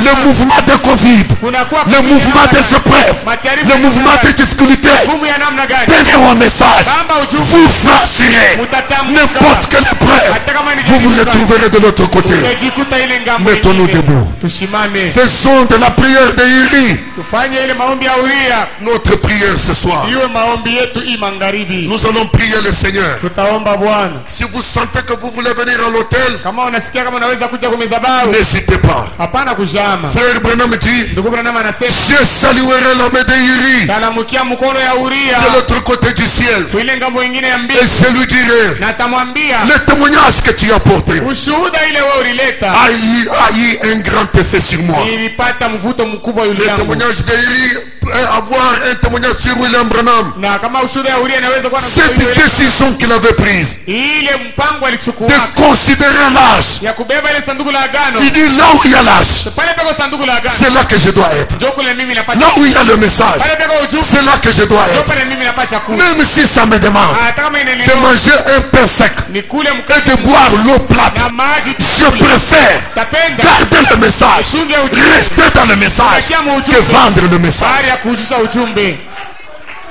Lève-moi, Seigneur, que je me tiens par la foi sur les plateaux du ciel, mon roi, la plus haute plaine, jamais trouvé. Place-moi, Seigneur. au lieu plus Oui, lève-moi, lève-moi. Seigneur, Jésus, lève-moi, que je me tienne je n'ai pas à la fois sur les plats. plateaux du ciel, Alléluia, la pluie, plus haute plaine, jamais trouvé. Oui, oui, place. moi Prions le Seigneur. au lieu. Nous venons humblement devant toi,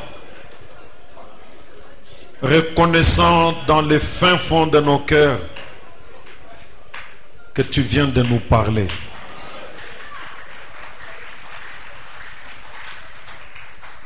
Il y a beaucoup de pièges du diable sur le chemin de la facilité.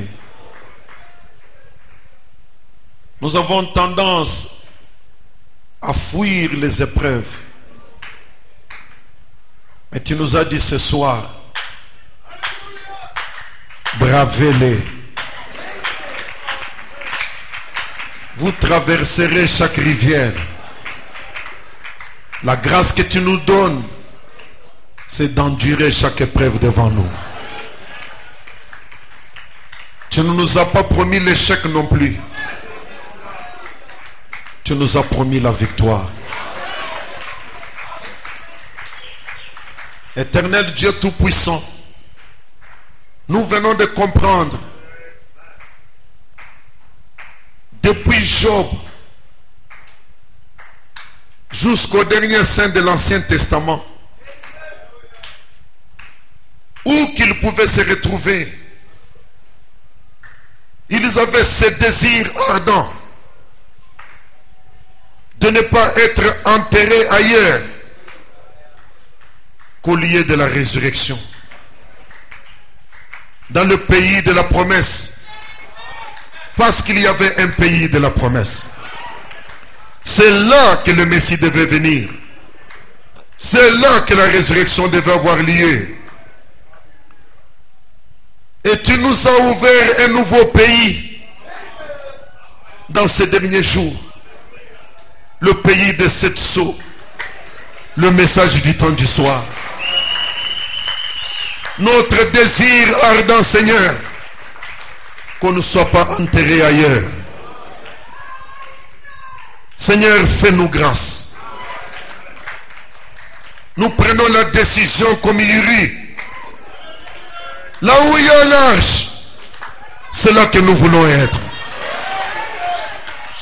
Les plaisirs du monde passent. Les richesses du monde passent. Tout est vanité. Mais le message, c'est la perle de grande valeur. C'est le Seigneur Jésus lui-même. C'est la puissance de la vie. C'est le royaume de la vie. La vie pour l'éternité. C'est le royaume de la résurrection. Garde-nous sous ce message. Garde-nous dans ce message. Alléluia. Ce message, c'est le chemin. C'est la vie.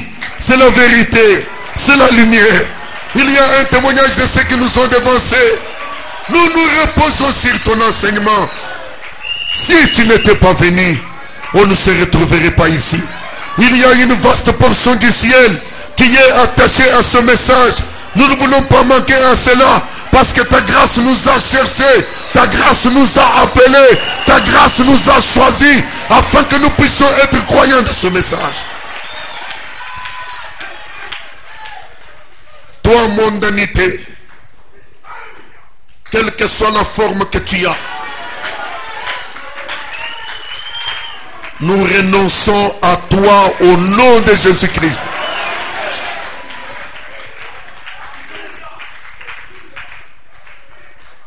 Seigneur, ôte les désirs du monde de notre cœur. Que quelqu'un, en quittant l'autel de Dieu dressé ce soir, il se rende compte qu'il est devenu une nouvelle personne.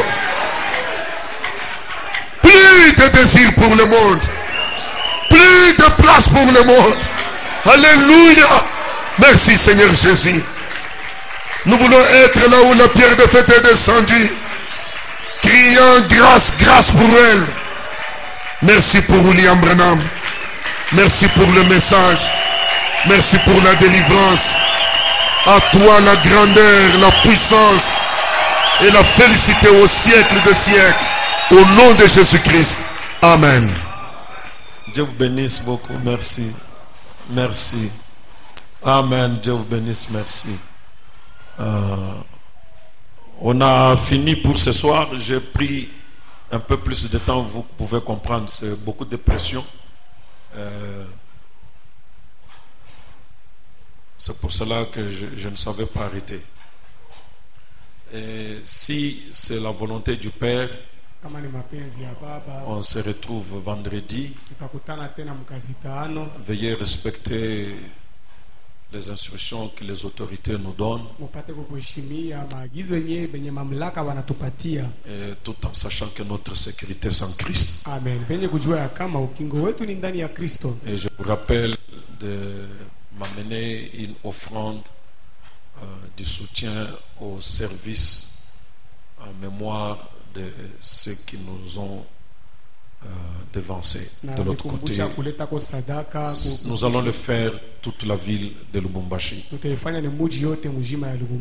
Allez en paix au nom du Seigneur.